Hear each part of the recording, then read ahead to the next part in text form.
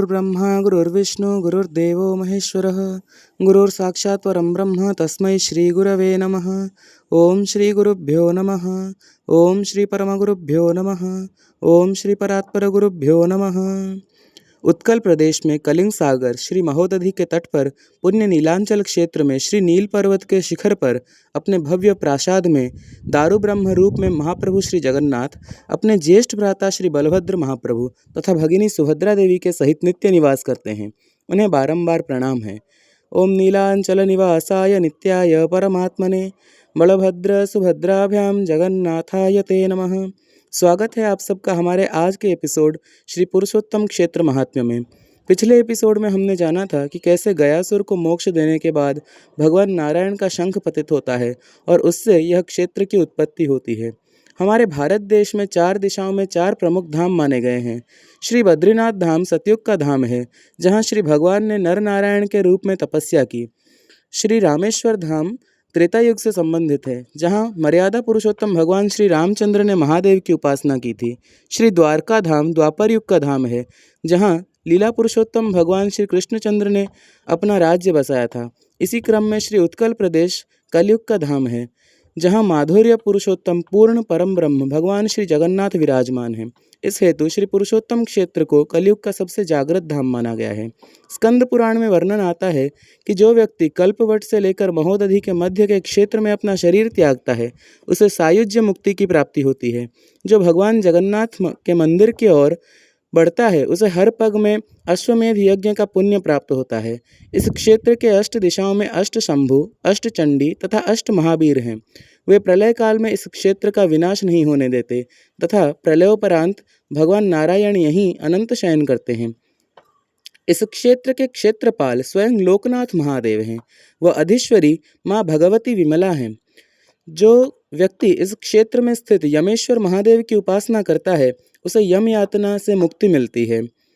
मार्कंडेश्वर महादेव की उपासना से आयु वृद्धि तथा कपाल मोचन महादेव की उपासना से ब्रह्म हत्या आदि पापों से मुक्ति मिलती है। महोदधि में तर्पण करने पर पितृदोष से प्राणी मुक्त होता है।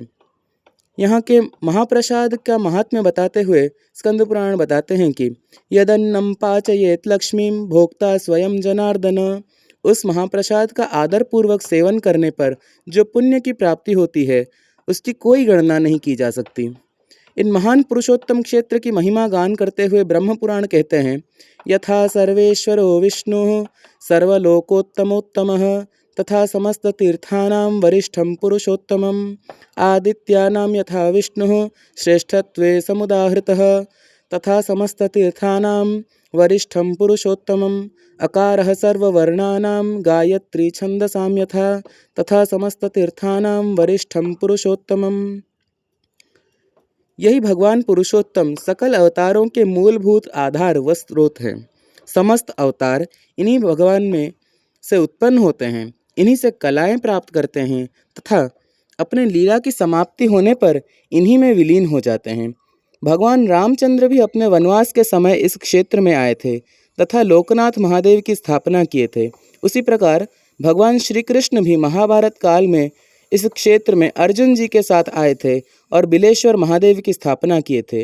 इन उदाहरणों से यह स्पष्ट होता है कि भगवान कल्कि भी अपनी कुछ लीलाएं श्री पुरुषोत्तम क्षेत्र में करेंगे और जगन्नाथ जी से कला प्राप्त करेंगे। अब आइए जानते हैं कि कैसे इस महान धाम में श्री महाप्रभु की स्थापना हुई। सतयुग में सूर्यवंश में उत्पन्न महान धर्मात्मा राजा इंद्रद्युम्न अवंती राज्य में न्यायपूर्वक शासन करते थे। कपिल संहिता के अनुसार यदा श्री भगवान शंभुर्गृह्णाति स हिमाद्रिजां तथा जघान सहसा ब्रह्मणः पंचमं शिरः तदा प्रभृति भो विप्र ब्रह्मा चैव चतुर्मुख तच्छिरस्तु महाबाहुर इंद्रद्युम्नेति विश्रुतः। अर्थात भगवान शिव के द्वारा ब्रह्मदेव का पंचम शीश कट जाने पर उन छिन्न शीश से महाराज इंद्रद्युम्न प्रकट हुए। एक बार महाराज को स्वप्न में भगवान पुरुषोत्तम ने आदेश किया कि वह नीलांचल पर्वत के शिखर पर शवर राज विश्वावसु के द्वारा नीलमाधव के रूप में पूजे जा रहे हैं। राजा उनके लिए भव्य मंदिर निर्माण करें तथा उन्हें समाज में प्रकाशित करें। भगवान के स्वप्नादेश अनुसार महाराज ने अपने मंत्री विद्यापति को उत्कल क्षेत्र में भेजा। श्री पुरुषोत्तम क्षेत्र पहुंचकर विद्यापति ने महान रोहिणी कुंड का दर्शन किया। उन्होंने देखा कि उस कुंड में एक कौवा मृत होकर गिरा तथा भगवान विष्णु का रूप पाकर दिव्य विमान में वैकुंठ पधार गया। आगे जाकर उन्होंने शवरराज विश्वावसु को साक्षात्कार किया व नीलमाधव जी के दर्शन किए, परंतु जब उन्होंने प्रभु नीलमाधव जी को ले जाकर उनके लिए मंदिर बनाने का प्रस्ताव दिया, तब प्रभु अंतर्ध्यान हो गए। यह समाचार पाकर महाराज इंद्रद्युम्न अत्यंत निराश हुए। तब देवर्षि नारद जी ने उन्हें सूचित किया कि पूर्व सागर में शंख चक्र गदा पद्म अंकित एक विशाल वृक्ष तैरते हुए आ रहे हैं। उन्हीं वृक्ष के महादारू से भगवान जगन्नाथ के विग्रह निर्माण होंगे। ऐसा ही हुआ। अपने श्री विग्रह का निर्माण करने हेतु श्री भगवान स्वयं अनंत महाराणा के रूप में आए। जब विग्रह बनकर तैयार हुए तब हर कोई आश्चर्यचकित हो गया। प्रभु के श्री विग्रह के ना ही हाथ थे और ना ही चरण।